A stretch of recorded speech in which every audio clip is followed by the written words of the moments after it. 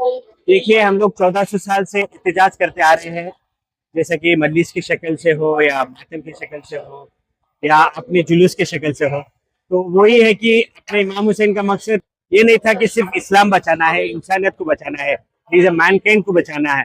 वैसे ही 1400 साल से होते आ रहा है। जिस जिस जगह अभी अज़ां हो रही है, उसी जगह भी अभी अज़ादारी भी हो रही है। इंशाल्लाह ता क़यामत जिस जिस जिस टाइम तक अज़ां और कुरान बाकी रहेगा, अज़ादारी भी इंशाल्लाह कायम रहेगी। इंसान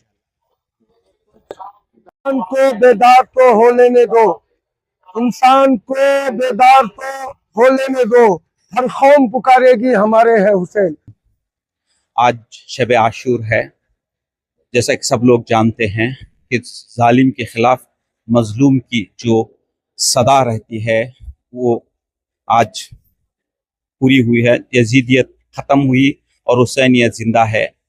उसी तरह जैसे जुल्म ज़्यादा हो जाने से, जैसे आजकल गाज़ा में सबसे ज़्यादा जुल्म कर रहे हैं, चाहे वो कल का यजीद हो या आज का यजीद इसराइल या अमेरिका हो, जब जुल्म ज़्यादा हो जाता है तो उसको बर्बाद होना ही है, वो ख़त्म होके रहेगा, ये कंफर्म है। जैसा यजीद ख़त्म हुआ उसी तरह ये दौर में भी ख़त्म होगा। आज देख रहे हैं, बस इतना है कि दुनिया में जो अवेकनिंग यानी अवेयरनेस, यानी जब कौम जिंदा होती है, अवेयरनेस आता है, तो सब जगह हुसैन हुसैन की आवाज़ जब बुलंद होती है तो डेफिनेटली पूरी दुनिया में क्या होगा। जैसा कि क्या खूब शायर ने कहा है कि इंसान को बेदार हो लेने दो, हर कौम पुकारेगी हमारे हैं हुसैन।